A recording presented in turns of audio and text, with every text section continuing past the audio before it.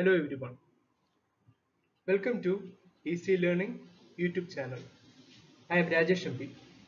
Today I am going to introduce you to SSLC Social Science Part 1. It's a history chapter and name of the chapter is Struggle and Freedom. In the previous two chapters we have studied about the first two parts of this chapter.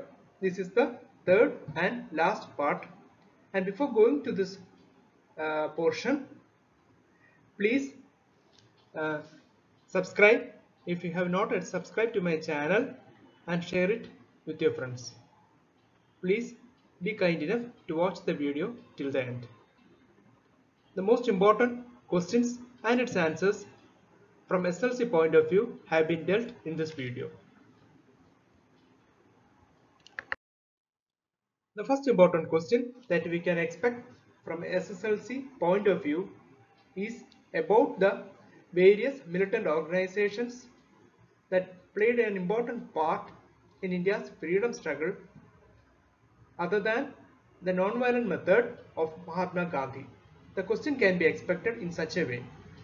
Explain the organizations and its activities which were formed as an alternative to Gandhian way of struggle for the freedom of India. അതായത് ഭാരതം സ്വാതന്ത്ര്യത്തിലേക്ക് എത്തുന്നതിന് വേണ്ടി അല്ലെങ്കിൽ ഭാരതത്തിന്റെ സ്വാതന്ത്ര്യ ലബ്ധിക്ക് വേണ്ടി ഏറ്റവും സുപ്രധാനമായിട്ട് പങ്കുവഹിച്ച ആളാണ് നമ്മുടെ രാഷ്ട്രപിതാവായ മഹാത്മാഗാന്ധി. അദ്ദേഹത്തിന്റെ അഹിംസാ സിദ്ധാന്തവും സമരമുറയിൽ നിന്ന് വ്യത്യസ്തമായിട്ട് വയലന്റ് ആയിട്ടുള്ള അക്രമ സ്വഭാവത്തിലും പലവിധ സംഘടനകളും പ്രവർത്തിച്ചിരുന്നു. അവരും ഇന്ത്യൻ ദേശീയതയുടെ പൂർണ്ണതയ്ക്ക് വേണ്ടി, ഇന്ത്യയുടെ സ്വാതന്ത്ര്യത്തിന് വേണ്ടി വളരെ സ്തുത്യർഹമായിട്ടുള്ള പങ്ക് വഹിച്ചിരുന്നു എന്നുള്ളത് ചരിത്രം പഠിക്കുമ്പോൾ നമുക്ക് മനസ്സിലാവും. അപ്പോൾ അത്തരത്തിലുള്ള ഓർഗനൈസേഷൻസിനെ കുറിച്ചും അവരുടെ പ്രവർത്തനങ്ങളുടെ സുപ്രധാനമായ ഭാഗങ്ങളെക്കുറിച്ചും ഒക്കെയാണ് നമ്മൾ ഈ വീഡിയോയിൽ പഠിക്കാൻ പോകുന്ന പ്രധാനമായിട്ട് ഈ ക്വസ്റ്റ്യൻ പറയുന്നത്. The decision of Gandhiji to withdraw non-cooperation movement created resent among national leaders who fought for the freedom of India. അതായത് നമ്മൾ നേരത്തെ കഴിഞ്ഞ പാർട്ടിൽ പറഞ്ഞതുപോലെ ചൗരി ചൗരി ഇൻസിഡന്റുമായിട്ടൊക്കെ ബന്ധപ്പെട്ട് ഗാന്ധിജി നിസ്സഹകരണ പ്രസ്ഥാനം പെട്ടെന്ന് പിൻവലിക്കുകയുണ്ടായി. ഇത് മറ്റ് ദേശീയ നേതാക്കൾക്കിടയിൽ വ്യത്യസ്തമായിട്ടുള്ള പ്രതികരണമാണ് ഉണ്ടാക്കിയത്. ചിലർക്കെങ്കിലും അത് വളരെയധികം നീരസവും അതുപോലെ തന്നെ നിരാശയും ഉണ്ടാക്കി എന്നുള്ളതാണ് നമുക്ക് മനസ്സിലാക്കാൻ കഴിയുന്നത്. Shri Subhash Chandra Bose, Shri Motilal Nehru, Shri C.R. Das, etc. were the few important national leaders who took to alternative paths for India's freedom.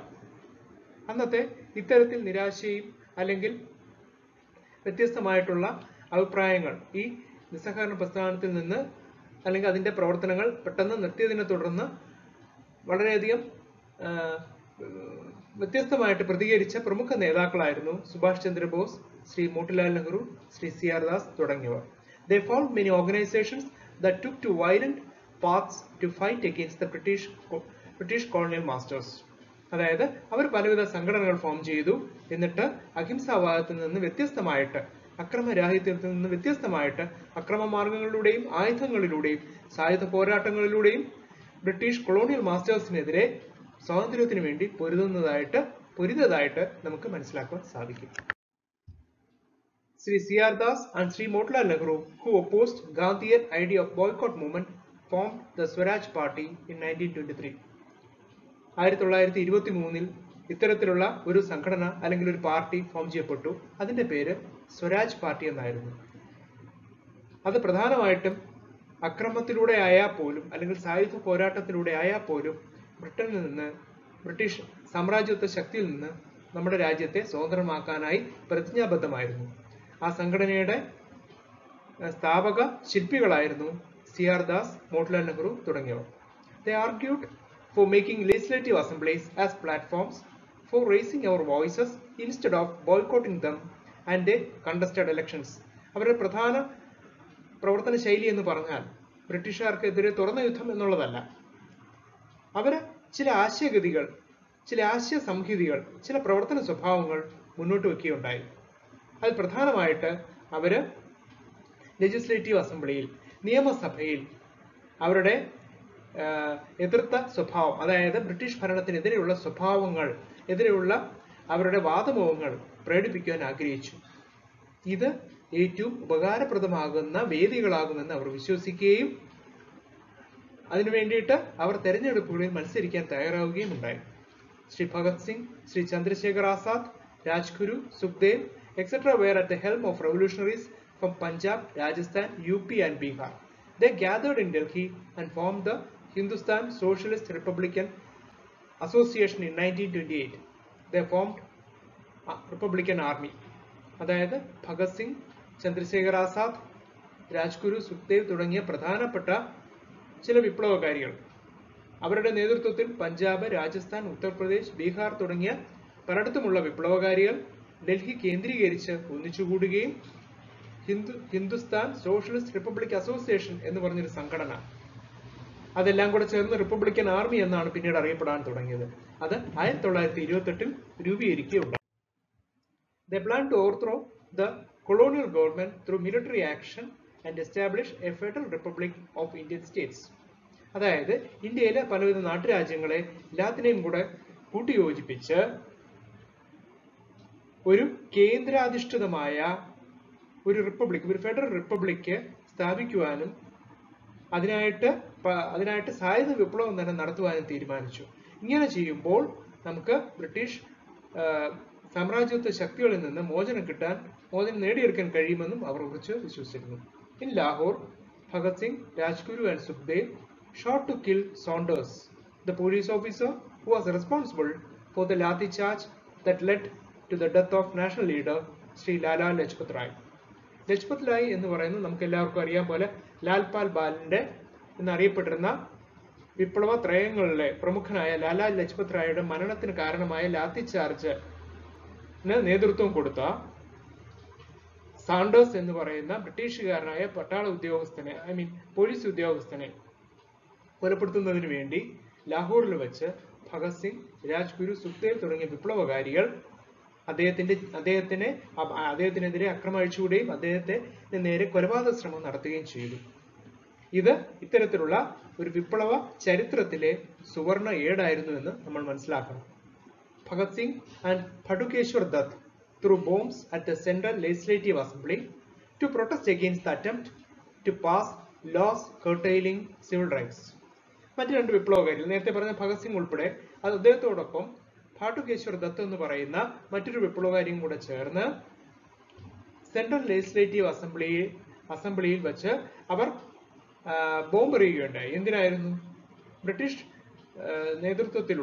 Government നേതൃത്വത്തിലുള്ള കേന്ദ്ര ലെജിസ്ലേറ്റീവ് അസംബ്ലിയിൽ ഒരു സിവിൽ നിയമത്തെ, അതായത് ഇന്ത്യയിലെ പൗരന്മാരുടെ അവകാശങ്ങളെ തടയിടുന്ന ഒരു ലോക്കെതിരെ പ്രതിഷേധിച്ചുകൊണ്ട് ഭഗത് സിംഗും ഭാടുകേശ്വർ ദത്തും കൂടി സെൻട്രൽ ലെജിസ്ലേറ്റീവ് അസംബ്ലിയിൽ ബോംബ് സ്ഫോടനം നടത്തുകയുണ്ടായി.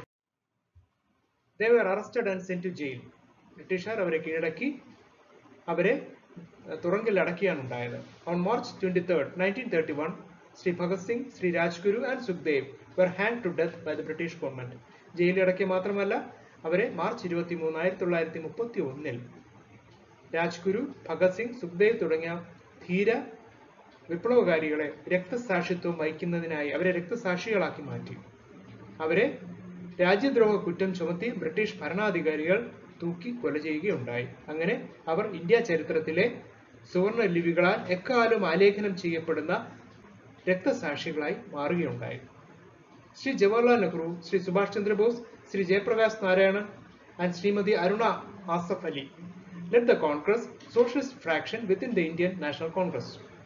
അതായത് ഗാന്ധിജി തികഞ്ഞ അഹിംസാവാദ സിദ്ധാന്തത്തിൽ ഉറച്ചു നിൽക്കുന്ന സമയത്ത് ഇന്ത്യൻ നാഷണൽ കോൺഗ്രസിലെ സോഷ്യലിസ്റ്റ് വിഭാഗങ്ങൾ, അതിന്റെ നേതൃത്വം കൊടുത്ത ജവഹർലാൽ നെഹ്റു, സുഭാഷ് ചന്ദ്രബോസ്, ജയപ്രകാശ് നാരായണൻ, ശ്രീമതി അരുണ ആസഫ് അലി എന്നിവർ കോൺഗ്രസ് പാർട്ടിയുടെ ഉള്ളിൽ നിന്നുകൊണ്ട് സോഷ്യലിസ്റ്റ് ചിന്താഗതിയോടുകൂടി ഇന്ത്യയുടെ സ്വാതന്ത്ര്യത്തിന് വേണ്ടി പ്രവർത്തിക്കുകയുണ്ടായി. At a meeting held under the chairmanship of Sri Jayaprakash Narayanan in Bombay in 1934, the Congress Socialist Party was formed. ഇതിന്റെ പ്രവർത്തനങ്ങൾ കുറച്ചും കൂടെ മുന്നേറി കഴിഞ്ഞപ്പോൾ പുതിയ ഒരു പാർട്ടിയുടെ രൂപീകരണത്തിലേക്ക് അത് ചെന്നെത്തിയതായിട്ട് നമുക്ക് ബോധ്യപ്പെടും. 1934 ബോംബെയിൽ വെച്ച്, ഇപ്പോഴത്തെ മുംബൈയിൽ വെച്ച് ജയപ്രകാശ് നാരായണന്റെ അധ്യക്ഷതയിൽ ഒരു മീറ്റിംഗ് കൂടുകയും അവിടെ വെച്ച് കോൺഗ്രസ് സോഷ്യലിസ്റ്റ് പാർട്ടി രൂപീകരിക്കുകയും ഉണ്ടായി. This new organization played a decisive role in the Quit India movement. ഈ Congress socialist party quit India മൂവ്മെന്റിൽ വളരെ സുപ്രധാനമായ പങ്ക് വഹിച്ചിരുന്നു എന്ന് നമുക്ക് മനസ്സിലാക്കുവാൻ സാധിക്കും. At various stages of the national movement, Subhash Chandra Bose expressed his difference of opinion on Gandhian ideas of struggle. പല ഘട്ടങ്ങളിലും, സ്വാതന്ത്ര്യ സമര പ്രവർത്തനങ്ങളുടെ പല ഘട്ടങ്ങളിലും ശ്രീ സുഭാഷ് ചന്ദ്രബോസ് അദ്ദേഹത്തിന്റെ ചില വ്യത്യസ്തമായ കാഴ്ചപ്പാടുകൾ മഹാത്മാഗാന്ധിജിയുടെ പ്രവർത്തന ശൈലിയിൽ നിന്നും വ്യത്യസ്തമായുള്ള ചില കാഴ്ചപ്പാടുകൾ അദ്ദേഹം തുറന്ന് പ്രകടിപ്പിച്ചിരുന്നതായിട്ട് നമുക്ക് മനസ്സിലാക്കുവാൻ സാധിക്കും. Quitting the Congress, he formed a political party called Forward Bloc. കോൺഗ്രസിന്റെ ഉള്ളിൽ നിന്ന് ആദ്യ കാലഘട്ടങ്ങളിൽ അദ്ദേഹത്തിന്റെ വ്യത്യസ്ത സ്വരം എല്ലാവരെയും അറിയിച്ചിരുന്നുവെങ്കിലും ക്രമേണ അദ്ദേഹം പുതിയൊരു പ്ലാറ്റ്ഫോം കണ്ടെടുത്തു. അതിനായിട്ട് അദ്ദേഹം പുതിയൊരു രാഷ്ട്രീയ പാർട്ടി തന്നെ രൂപീകരിച്ചു. അതിന്റെ പേരാണ് forward block. He took the charge of Indian National Army (INA) formed by Rash Behari Bose to attain freedom for India.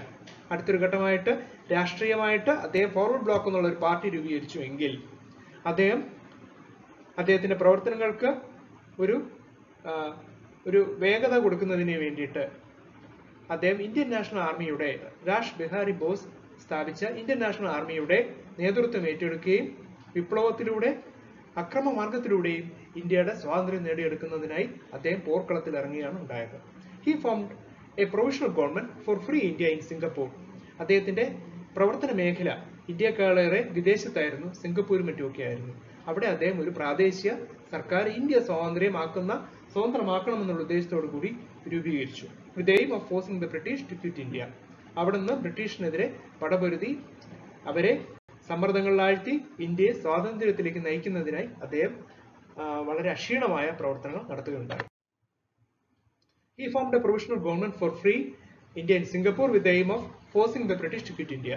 പറഞ്ഞത് ഒന്നും കൂടെ emphasize ചെയ്ത് പറയുന്നു എന്നേ ഉള്ളൂ. The Indian National Army had a women wing called the Jhansi Regiment.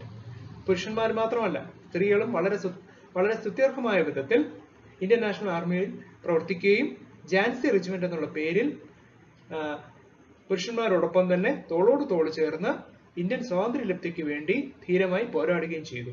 Captain Lakshmi, A Keralite, was in charge of this regiment. നമ്മൾ എല്ലാ മലയാളികൾക്കും അഭിമാനിക്കാൻ കഴിയുന്ന വിധത്തിൽ ശ്രീമതി ലക്ഷ്മി, ക്യാപ്റ്റൻ ലക്ഷ്മി എന്നറിയപ്പെടുന്ന ശ്രീമതി ലക്ഷ്മിയായിരുന്നു ഈ ജാൻസി റെജിമെന്റിന്റെ നേതൃത്വം വഹിച്ചിരുന്നത്. With the support of the Japanese army, the Indian National Army marched to the east-west border of India and hoisted Indian flag in Imphal in Manipur. ഇതിന്റെ ഒരു അടുത്ത ഘട്ടം എന്നുള്ള നിലയ്ക്ക് പറയുകയാണെങ്കിൽ ജാപ്പനീസ് ആർമിയുടെ സഹായത്തോടുകൂടി ഈ ഇന്ത്യൻ നാഷണൽ ആർമി ഇന്ത്യയുടെ കിഴക്ക് പടിഞ്ഞാറ് അതിർത്തിയിൽ എത്തുകയും മണിപ്പൂരിന്റെ തലസ്ഥാനമായ ഇംഫാലിൽ ഇന്ത്യയുടെ ദേശീയ പതാക ഉയർത്തുകയും ചെയ്തു എന്നുള്ളത് നമ്മൾ വളരെ ശ്രദ്ധേയമായിട്ട് കാണേണ്ട ഒരു സംഭവ വികാസമാണ്. The important institutions and the name of the leaders are introduced or rather reflected in this slide. ഇപ്പോൾ ഇന്ത്യൻ നാഷണൽ ആർമിയെ കുറിച്ചൊക്കെ നമ്മൾ പറഞ്ഞു, ഫോർവേഡ് ബ്ലോക്കിനെ കുറിച്ച് പറഞ്ഞു, മറ്റ് പ്രധാനപ്പെട്ട ഇത്തരത്തിലുള്ള ചില ഓർഗനൈസേഷൻസ്, ചില ഇൻസ്റ്റിറ്റ്യൂഷൻസ്, അതിന്റെ സ്ഥാപക നേതാക്കളെ കുറിച്ചാണ് ഈ സ്ലൈഡിൽ പറഞ്ഞിരിക്കുന്നത്. The first one is Abhinav Bharat Society and the most important leader was V.D. Savarkar. The second one, Anushīlan Samiti, Bharinder Kumar Ghosh and Pulin Bihari Das. Indian Republican Army and its main leader was Surya Sen. Gaddar Party was led by Lala Hardaya.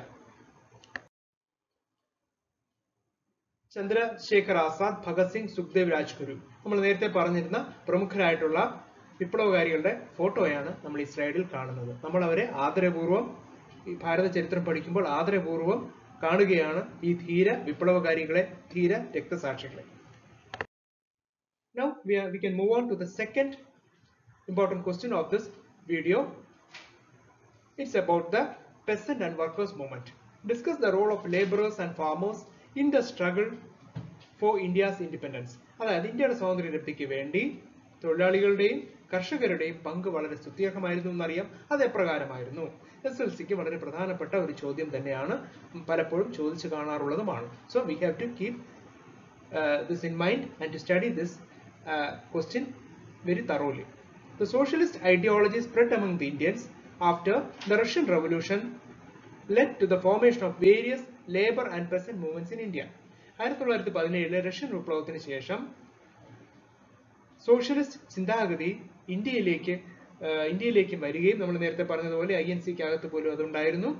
ഇത് കർഷക തൊഴിലാളികളെയും സ്വാധീനിക്കുകയും അങ്ങനെ പലവിധ കർഷകരുടെയും തൊഴിലാളികളുടെയും movements ഇന്ത്യയിൽ ഉണ്ടാവുകയും ചെയ്തതായിട്ട് പലവിധ സംഘടനകൾ രൂപീകൃതമാവുകയും പ്രവർത്തനങ്ങളും പലവിധ പ്രതിഷേധ സമരങ്ങളും ഉണ്ടായതായിട്ട് നമുക്ക് മനസ്സിലാക്കാൻ സാധിക്കും. In 1920, AITUC or the All India Trade Union Congress was formed under the leadership of N.M. Joshi and Lala Lajpat Rai. Lala Lajpat Rai, N.M. Joshi പോലുള്ള പ്രമുഖരായ ദേശീയ നേതാക്കളുടെ നേതൃത്വത്തിൽ AITUC 1920 രൂപീകരിക്കുകയുണ്ടായി. It had three main objectives. മൂന്ന് പ്രധാന ഉദ്ദേശങ്ങളാണ്. We can look into it. To organize and act as a working class. അതായത് തൊഴിലാളി വിഭാഗമായിട്ട് തന്നെ നിന്ന് സംഘടിച്ച് രാജ്യത്തിന്റെ സ്വാതന്ത്ര്യത്തിന് വേണ്ടി പ്രവർത്തിക്കുക. The first one. The second one, to facilitate Indian working class to cooperate with the working class outside India. അതാണ് ഇന്ത്യക്കകത്ത് പ്രവർത്തിക്കുന്ന തൊഴിലാളി വർഗവും ഇന്ത്യക്ക് പുറത്ത് നിൽക്കുന്നവരുമായിട്ട് തൊഴിലാളി വർഗവുമായിട്ട് തോളോട് തോള് ചേർന്ന് പരസ്പരം സഹകരിച്ച് ഒരേ ലക്ഷ്യത്തോടെ പ്രവർത്തിക്കുക. To participate actively in the Indian freedom struggle. അങ്ങനെ ക്രിയാത്മകമായിട്ട് ഇന്ത്യയുടെ സ്വാതന്ത്ര്യ സമര പ്രവർത്തനങ്ങളിൽ സജീവമായിട്ട് പങ്കെടുക്കുക. Because of the tax laws of the British, severe exploitation of the zamindars and the low price of the agricultural producers, Indian farmers realized the importance of an organized struggle and started peasant movements. അതായത് ബ്രിട്ടീഷുകാരുടെ, നമ്മൾ നേരത്തെയൊക്കെ പല വീഡിയോകളും പറഞ്ഞതുപോലെ, ബ്രിട്ടീഷുകാരുടെ നികുതി നയം എന്ന് പറയുന്നത് കർഷകരെ എല്ലാ രീതിയിലും സമ്മർദ്ദത്തിലാക്കുകയും അവരെ കൊടിയ ദാരിദ്ര്യത്തിലേക്ക് പട്ടിണിയിലേക്ക് തള്ളിവിടുന്നതുമാണ്. ഇത് ചൂഷണത്തിന്റെ ഏറ്റവും കിരാതമായ ഒരു രൂപമാണ്. ഇതിനു മുന്നേ തന്നെ നമ്മുടെ നാട്ടിൽ നിലവിലിരുന്ന ജന്മി വ്യവസ്ഥയുടെ ചൂഷണവും കൂടി ആയപ്പോൾ ഇന്ത്യൻ കർഷകർക്ക്, ഇന്ത്യയിലെ തൊഴിലാളികൾക്ക് ഇതിനെതിരെ പ്രതിഷേധിക്കാതെ നിവൃത്തിയില്ല എന്നുള്ള സാഹചര്യമാണ് ഉണ്ടായത്. So they realized the importance of an organized struggle.